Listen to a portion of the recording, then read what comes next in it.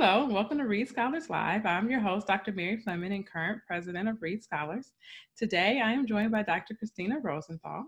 Dr. Christina Rosenthal is the owner and CEO of Paradigm Dental Center in Memphis, Tennessee, and founder of the 516 Foundation, which is a nonprofit organization that seeks to address the needs of the the needs of the community through the principle of servitude. Dr. Rosenthal received her bachelor's degree from the University of Memphis and her dental degree from the University of Tennessee College of Dentistry. Dr. Rosenthal is also a Read Scholar, finishing the Joseph L. Henry Oral Health Fellowship in Minority Health Policy in 2015. Well, welcome. How are you today? I am awesome. Thank you so much for having me. Oh, no problem. I'm excited to talk to you. So how are you? Where are you? How's life been for you the past few months? I think it's been challenging for all of us, but I have a very optimistic perspective on life, so that's how I'm maintaining. Very good, very good. Well, I always like to take a minute to help our listeners understand your journey. So can you take us, back, you don't have to go back to birth, but tell us about what excited you about dentistry, and then what kind of propelled you along the path. And I know you said I didn't have to go back to birth, but that's a very significant part of my story. Okay, well, go ahead. My parents, I had a very non-traditional upbringing. And so my mother was a single mother. I didn't have a relationship or even know who my father was. And so early on, I developed a sense of community. It took godparents, took grandparents, older siblings, church members, neighbors to help in my rearing.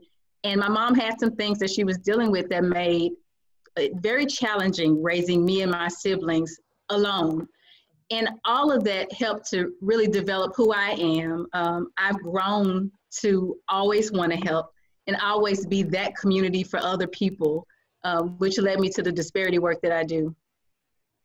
And so, and now, so you have an active practice, you run a foundation, you have kids, right, and family at home. Mm-hmm.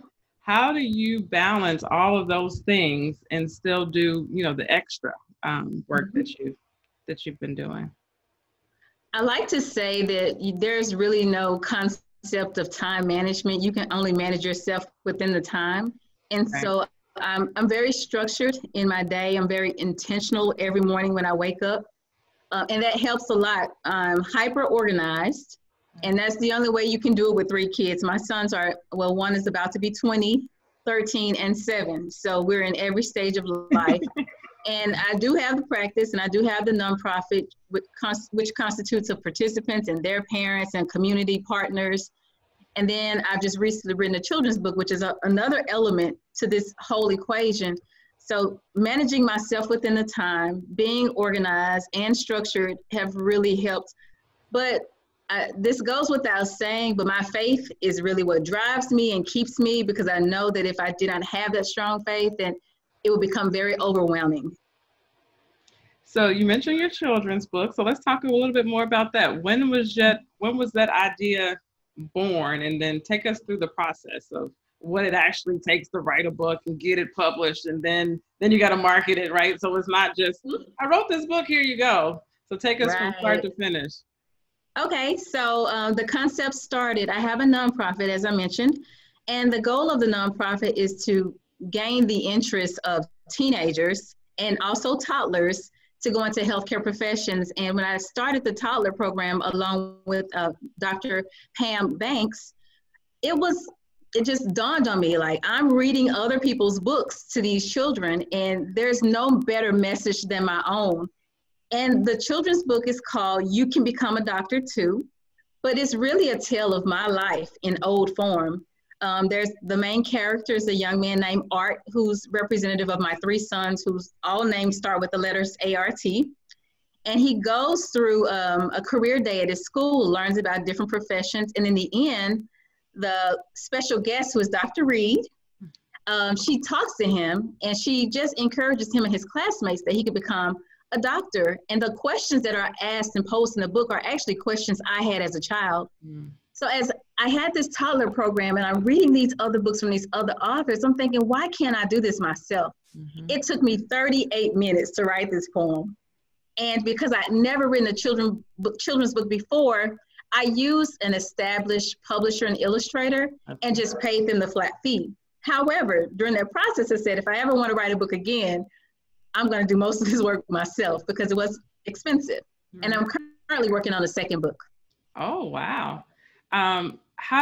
Tell us about your sense of accomplishment after that. Because that, I mean, even though you only took you 38 minutes, that's still, I mean, one, you're putting your story on paper to share with the world. Mm-hmm. But also it's having a finite product is mm-hmm. unique. So share a little bit about that.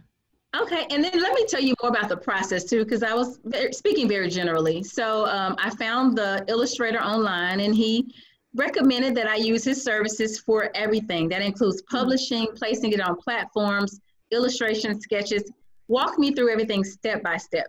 So the initial part of the process were the sketches. So I had to give the illustrator an idea of what I wanted to see appear on each page.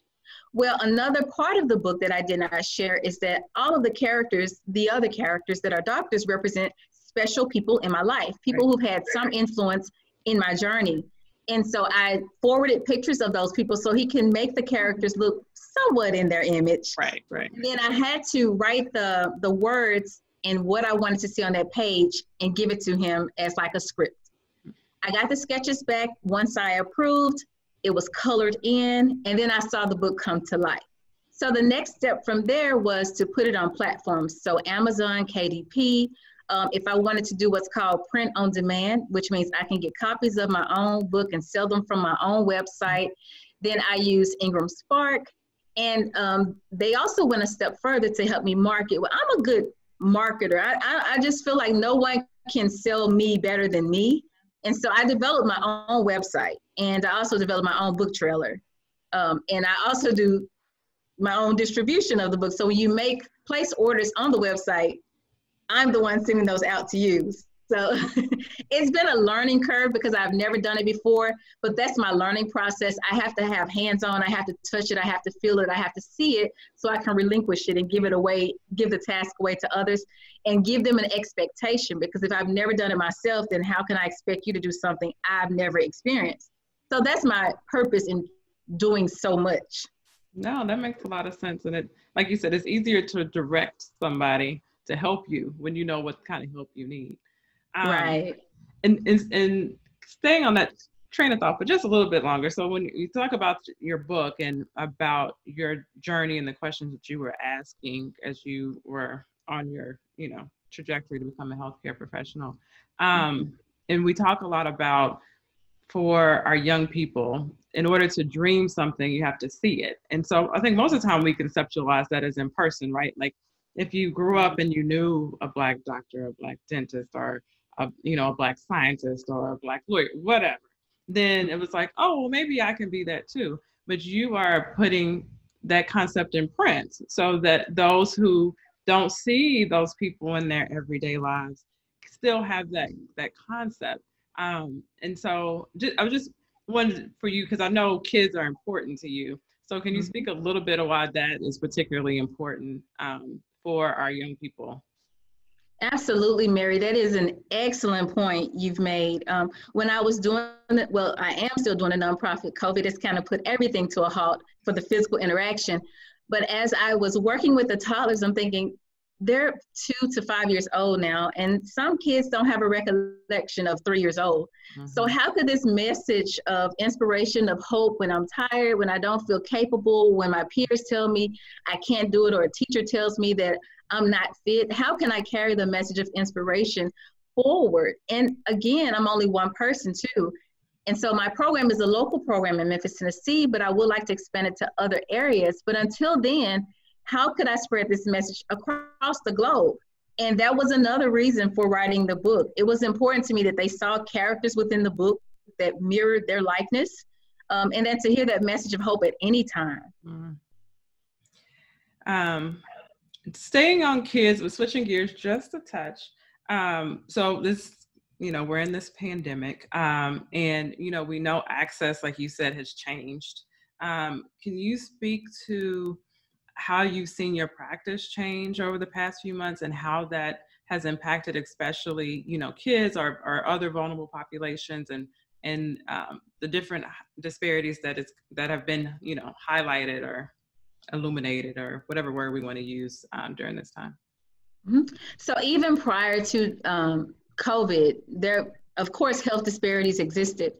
And with so many people being unemployed, and you have to make a decision between, feeding your family, covering the light bills, wondering what's going to even happen, month to month with this COVID situation, dentistry has become even more so elective for so many. There are so many who don't have insurance, so many people getting laid off their jobs, losing benefits.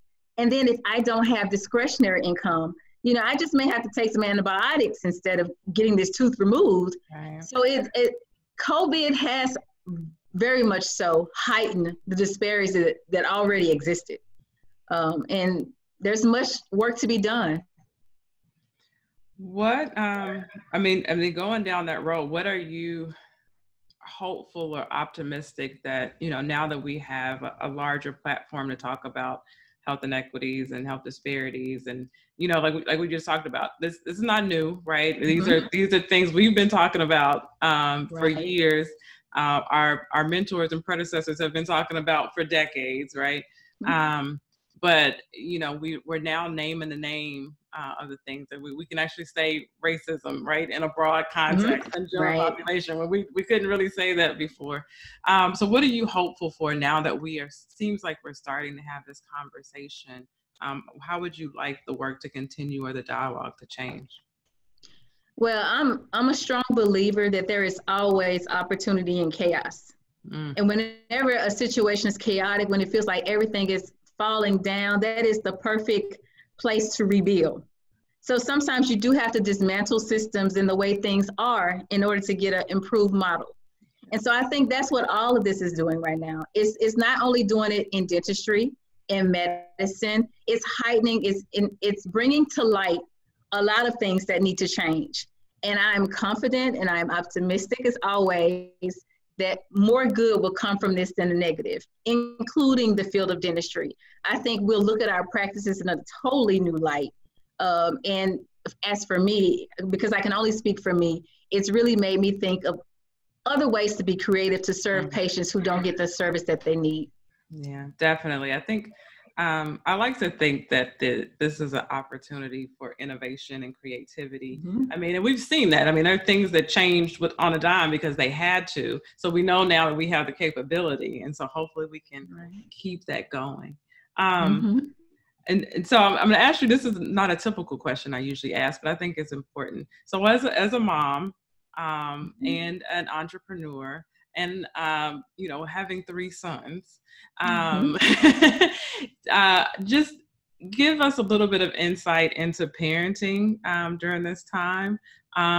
What advice, what conversations do you have with your sons? What advice do you give them kind of going forward? I mean, from any of those, perspectives or life experiences. So one thing I have always firmly done is be present with my children. So I could be doing whatever I'm doing in this world, but when I am with them, they have my full undivided attention.